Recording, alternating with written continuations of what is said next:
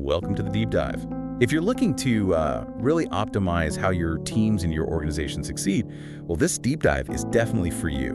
We are diving into that intricate connection between emotional intelligence, EI, and performance.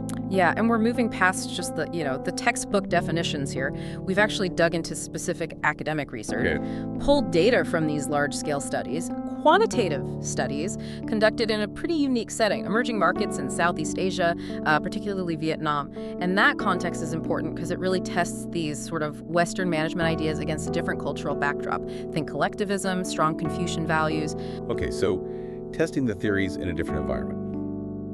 Our mission today, then, is, well, pretty straightforward. We want to unpack the data from 3 core studies. One looks at managers and the whole firm's performance. Another digs into which specific EI bits drive individual employee success. And a third looks at how having a learning culture in the organization kind of changes the whole picture. Yeah. We're really trying to find out, does EI work directly, or does it need, helpers like trust and satisfaction to really make a difference? Exactly. We'll define EI just briefly, enough to get us all on the same page using those classic frameworks. Then we're jumping straight into the mechanics these studies uncovered. You should get some actionable insights out of this, what behaviors to focus on, maybe why trust is potentially the strongest lever you actually have, and also the surprising limits of EI when it comes up against, purely self-serving behavior.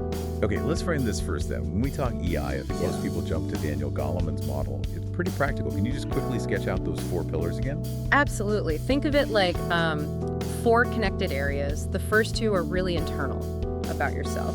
You've got self-awareness, basically understanding your own emotions, your strengths, triggers, weaknesses. Knowing yourself. Right. And then self-management or self-regulation.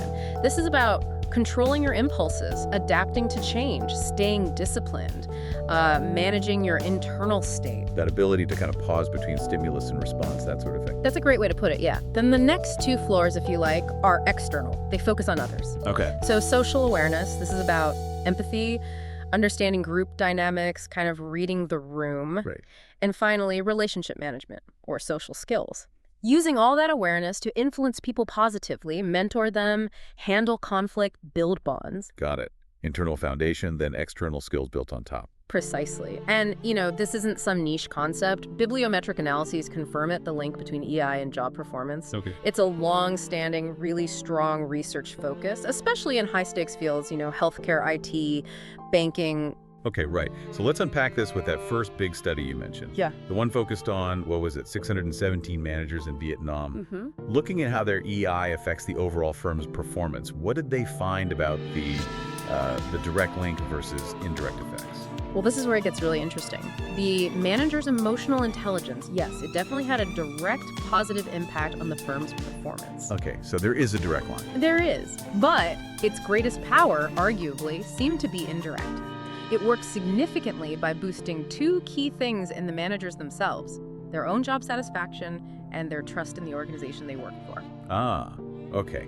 So EI starts the engine, maybe, but it's satisfaction and trust that act like the transmission, actually delivering the power to the company's bottom line. That's a perfect analogy. EI initiates the process, but satisfaction and trust are the critical intermediaries, the transmission belts that really drive the organizational success, according to this study. So tell us more about how those pieces fit together then. You mentioned opportunistic behavior earlier. What is that exactly, and how does it fit into this chain?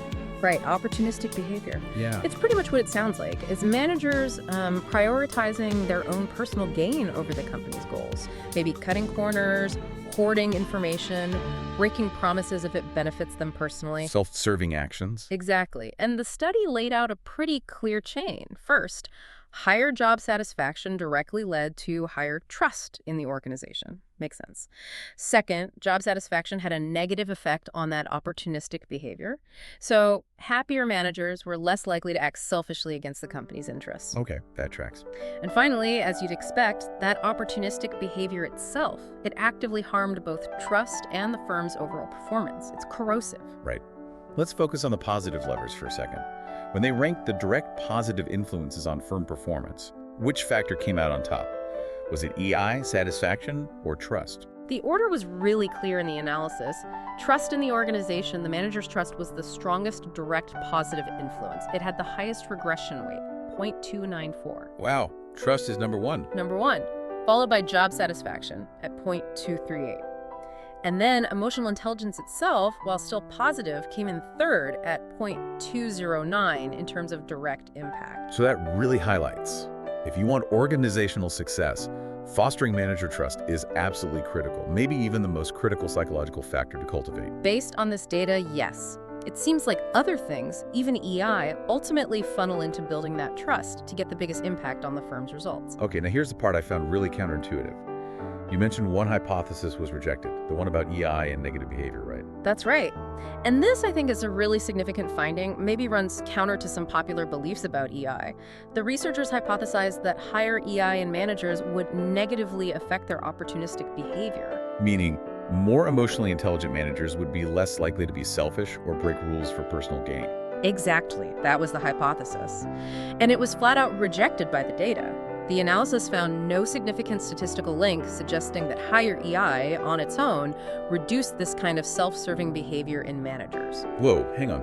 So having high EI doesn't necessarily make a manager more ethical or more loyal or less likely to, look out for number one, even if it hurts the company. That seems to be the implication from this particular study. EI is clearly powerful for understanding people, managing relationships, handling stress, adapting. All the things we usually associate with it. Right. But it doesn't appear to function as a direct moral compass, or at least not strongly enough to overcome the temptation for opportunistic behavior on its own in this context. So if boosting EI isn't the answer to curbing that negative, self-serving stuff, what is?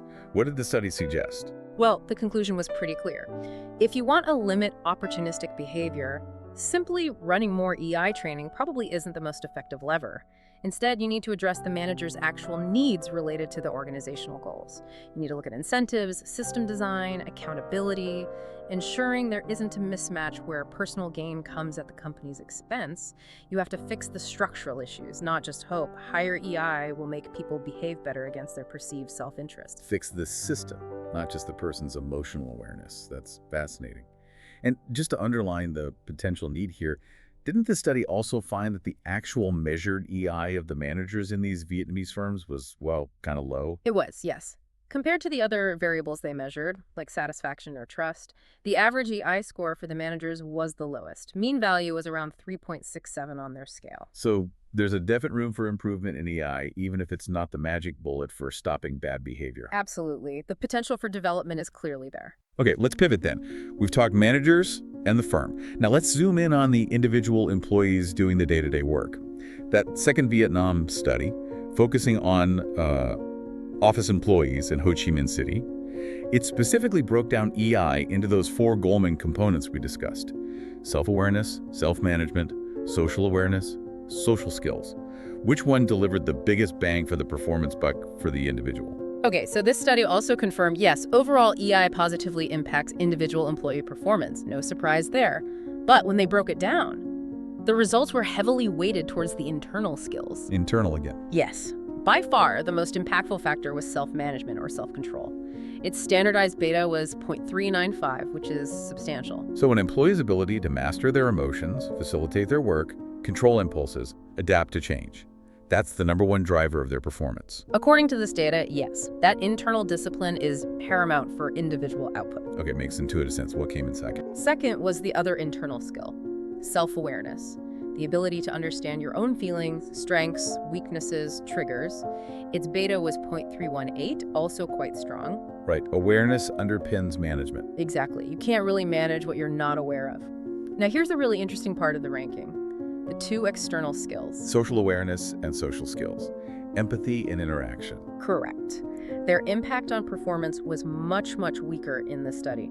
Social awareness was 0.184 and social skills was 0.178, significantly lower than the internal components. Wow. So if you're an individual contributor, your ability to manage yourself is considerably more important for your performance than your ability to read or influence others. That's what this data suggests. Internal management self-control and the self-awareness that enables it seems significantly more crucial for individual job performance than the external interaction skills. Okay, so what are the practical implications there, especially for, say, training and development departments? Well, here's a key finding. Although self-management was the most powerful performance driver, self-awareness was actually the lowest rated competency among the employees in this sample. The average score was only 3.51. So the foundation is the weakest link. Exactly, which presents a huge opportunity. The management implication is pretty clear. Training should probably focus really intensely on helping employees build their foundational self-awareness, because that's where the biggest gap seems to be, and it's the necessary precursor to developing that all-important self-management skill. Start with self-knowledge. It unlocks the bigger performance gains later. That's a very tactical takeaway. Build the base first. Okay, so individual EI matters, especially the internal stuff. But performance also depends on the environment, right? The organizational context. That third study you mentioned looked at this idea of a learning organization or a low culture. This involved, what, 653 employees. What did it reveal about how that culture impacts performance? Right. This research confirmed that, yes, having a learning organization culture, meaning a workplace that actively promotes continuous learning, knowledge sharing, supportive leadership, inquiry, dialogue. A place where learning is valued and enabled. Precisely. That culture does positively influence employee performance.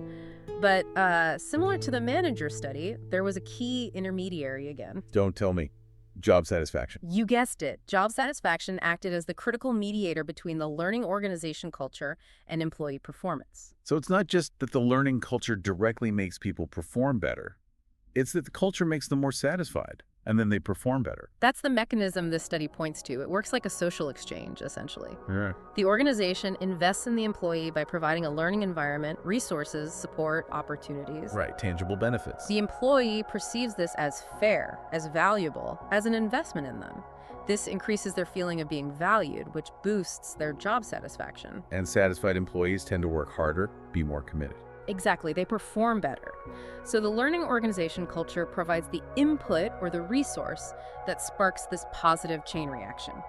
Perceived support leads to satisfaction, which leads to performance. Now, this study was also in Vietnam. You mentioned the cultural backdrop earlier.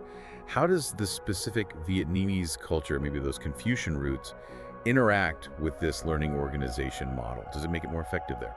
That's a really important point. Yes, the researchers suggest the cultural context is highly relevant. Vietnamese culture, with its roots in Confucianism, traditionally places a very high value on learning, on hierarchy, loyalty, and collectivism. Learning is respected. Deeply respected. So when an organization implements LO initiatives, training, knowledge sharing, empowerment, these aren't just seen as part of the job. They're perceived as valuable job resources that align really well with existing cultural values. So the LO initiatives resonate more strongly because the culture already values learning so highly. Exactly. It's a natural fit. When employees see the company providing these valued resources, it strongly reinforces that sense of a fair, beneficial social exchange. It aligns with cultural norms around loyalty and mutual obligation, which fosters trust and leads to that jump in satisfaction and consequently performance. So the LO model isn't just generically good, it's particularly effective when it taps into those deep cultural values. Makes sense. What are the key components then that leaders need to actually implement to build this kind of learning organization culture? What does it look like in practice? The framework they often use breaks it down into 7 key action areas, operating across different levels. At the individual level, you need to foster continuous learning. At the group or team level, it's about encouraging inquiry and dialogue and structured team learning. Okay, individual and team. Then at the broader system or organization level, you need 4 things. Empowerment, giving people autonomy. Embedded systems making knowledge sharing easy through technology and processes. System connection staying linked to the external environment. And finally, strategic leadership leaders who actively model and champion the learning culture. So it's quite comprehensive. It needs to be woven through the individual, the team, and the whole organization's structure and leadership. Yes, it has to be holistic. Top-down support and bottom-up engagement are both crucial for it to really take root and deliver those benefits. Okay, wow. We've definitely covered a lot of ground here. Wow. It seems the big takeaway is that emotional intelligence is, yes, absolutely essential. But maybe its true power, especially at the organizational level, is often channeled indirectly. It works through these measurable psychological factors like job satisfaction and, crucially, trust that we need to actively build and nurture. Precisely. If you're looking at the big picture, boosting overall firm performance, the hierarchy from that manager data seems pretty clear. Focus on maximizing trust among your managers. That's the biggest direct lever on performance. And how do you build that trust most reliably? By boosting their job satisfaction. EI helps get you there, but trust is the main goal. If you're focusing on individual employees, trying to boost their output, Then the focus shifts inward, according to the second study. Prioritize self-management, that internal discipline, and know that the foundation for that is self-awareness. Those two internal skills seem to far outweigh the social interaction skills in terms of driving individual performance.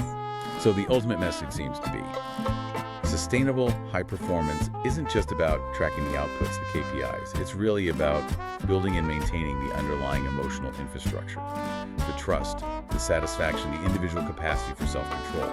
Those are the things that make the results possible and repeatable over the long term. Well said. And this brings us to a really important question, I think, for you, the listener, to consider, especially given that surprising finding about EI and opportunistic behavior. Since the research suggests EI alone might not be enough to curb negative, self-serving actions, what non-EI strategies do you need to think about?